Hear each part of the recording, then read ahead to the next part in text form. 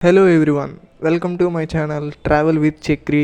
ఈరోజు మనం నెల్లూరు నుంచి విజయవాడ అండ్ మంగళగిరి ఎలా వెళ్ళాలో చూద్దాం.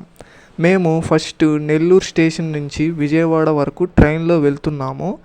మీరు బస్ కూడా వెళ్ళొచ్చు, కానీ బస్ టికెట్ చాలా ప్రైస్ ఎక్కువగా ఉంది, అందుకే మేము ట్రైన్లో వెళ్తున్నాము. మేమంతా 7 మెంబర్స్ ట్రైన్లో వెళ్తున్నాము. బడ్జెట్ ఫర్ 7 మెంబర్స్ కావాలి అంటే వీడియో లాస్ట్ వరకు చూసి సబ్స్క్రైబ్ చేసి పెట్టుకోండి. ఈరోజు మనం ఎక్కబోయే ట్రైన్ పేరు విక్రమసింహపురి అమరావతి ఎక్స్ప్రెస్. ఇది గూడూరు నుంచి విజయవాడ వరకు వెళ్తుంది. మేము నెల్లూరు స్టేషన్లో ఎక్కాము. ఈ ట్రైన్కి నెల్లూరు అనేది సెకండ్ స్టాప్. ఈ ట్రైన్ మార్నింగ్ 6 AM గూడూరులో స్టార్ట్ అవుతుంది. నెల్లూరుకి 6:23 AM వస్తుంది. ఈ ట్రైన్ టికెట్ మాకు 135 రూపీస్ పడింది పర్ పర్సన్కి. అదే మీరు బస్సుకు కూడా వెళ్ళొచ్చు. బస్ టికెట్ అయితే 350 రూపీస్ పడుతుంది నాన్ ఏసీ. మీరు కావాలంటే ఏపీఎస్ఆర్టీసీ వెబ్సైట్ కూడా చెక్ చేసుకోవచ్చు. నెంబర్ ఆఫ్ బస్సెస్ అవైలబుల్లో ఉంటాయి. ట్రైన్ నెల్లూరు తర్వాత కావలి స్టేషన్కి వచ్చింది. కావలి స్టేషన్లో ట్రైన్కి 2 minutes స్టాప్. ఇక్కడ 5 ప్లాట్ఫామ్స్ ఉంటాయి. ట్రైన్ 6:58కి రావాల్సింది 7:11కి వచ్చింది, ఒక 10 minutes లేట్గా. ఇక్కడ మనం గూడూరు నుంచి కావలి వరకు 89 kilometers వచ్చాము.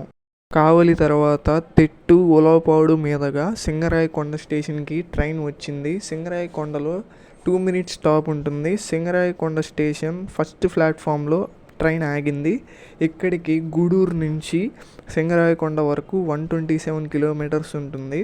సింగరాయకొండ తర్వాత టంగుటూరు సురారెడ్డిపాలెం మీదుగా ఒంగోలు స్టేషన్ వచ్చింది. ఇక్కడ నేను టిఫిన్ తింటున్నాను, అందుకని నేనేమీ వ్లాగ్ చేయలేదు. ఒంగోలు తర్వాత చీరాల స్టేషన్లో ట్రైన్ ఆగింది. చీరాల స్టేషన్లో 2 minutes ఆగింది ట్రైన్. ఇక్కడికి మనం గూడూరు నుంచి 204 kilometers వచ్చాము. ఒంగోలు నుంచి చీరాల వరకు ఒక 50 kilometers ఉంటుంది. చీరాల స్టేషన్ తర్వాత డైరెక్ట్గా బాపట్ల స్టేషన్లోనే ఆగుతుంది. బాపట్ల స్టేషన్లో 2 minutes స్టాప్ ఉంటుంది. ఇక్కడికి మనం గూడూరు నుంచి బాపట్ల వరకు 219 kilometers వస్తుంది. తర్వాత తెనాలి జంక్షన్ వస్తుంది. నేను ఇక్కడ కూడా ఏమీ బ్లాక్ చేయలేదు. తెనాలి జంక్షన్లో కూడా ట్రైన్కి 2 minutes స్టాప్ ఉంటుంది. ఇక్కడ 9:38కి రావాలి ట్రైన్, కానీ 10:41 AM వచ్చింది. ఆ తర్వాత కృష్ణా కెనాల్ జంక్షన్ దాటిన తర్వాత కృష్ణా నది వస్తుంది. మేము వెళ్ళినప్పుడు ఇక్కడ cloudy weather and light rain పడుతుంది. ఇక్కడ వ్యూస్ చాలా బాగున్నాయి. సమ్మర్ సీజన్ కాబట్టి ఇక్కడ అంతా నీళ్లు లేవు. కృష్ణా నది బ్రిడ్జ్ చాలా పొడవైన బ్రిడ్జ్. ఇది ఈజీగా ఒక 3 kilometers ఉంటుంది. కృష్ణా నది తర్వాత ట్రైన్ విజయవాడ జంక్షన్ స్టేషన్లోకి ఎంట్రీ అవుతుంది. ఇక్కడికి మన ట్రైన్ 293 kilometers కంప్లీట్ అయింది. గూడూరు నుంచి విజయవాడ వరకు మనం నెల్లూరులో ఎక్కాం కాబట్టి 212 kilometers కంప్లీట్ అయ్యింది. ట్రైన్ విజయవాడ జంక్షన్లో 10th ప్లాట్ఫామ్ మీద ఆగింది. మేము సౌత్ టెర్మినల్ నుంచి ఎగ్జిట్ అయ్యాము. ఇక్కడి నుంచి మేము ఆటో పట్టుకొని ఇక్కడి నుంచి మంగళగిరి వెళ్తున్నాము. విజయవాడ నుంచి మంగళగిరికి ఒక 15 kilometers ఉంటుంది. దారిలో మనం వెళ్తుండగా ప్రకాశం బ్యారేజ్ ఇవన్నీ వ్యూస్ చాలా బాగుంటాయి. మేము ఫస్ట్ మంగళగిరి వెళ్తున్నాము, ఎందుకంటే కింద గుడి 1 PM క్లోజ్ చేస్తారు కాబట్టి. కృష్ణానది పక్కనే ఇక్కడ మన అమరావతి అనే బోర్డు ఒకటి పెద్దగా కనిపిస్తుంది. ఇక్కడ ఎవరైనా ఫోటో దిగాలనుకుంటే దిగవచ్చు. ఇది మంచి టూరిస్ట్ స్పాట్. ఇక్కడ ఇప్పుడు ముందుగా మంగళగిరి శ్రీ లక్ష్మీ నరసింహస్వామి టెంపుల్ దిగువ సన్నిధి గురించి తెలుసుకుందాం రండి.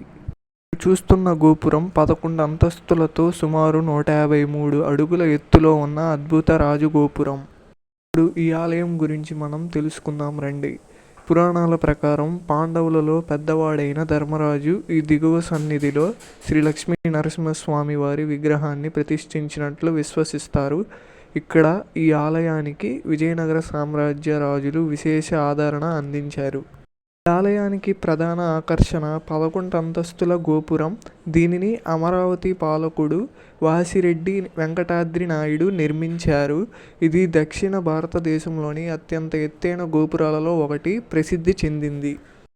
ఈ ఆలయంలో నిత్య పూజలు, కళ్యాణోత్సవాలు, బ్రహ్మోత్సవాలు అత్యంత వైభవంగా నిర్వహించబడతాయి.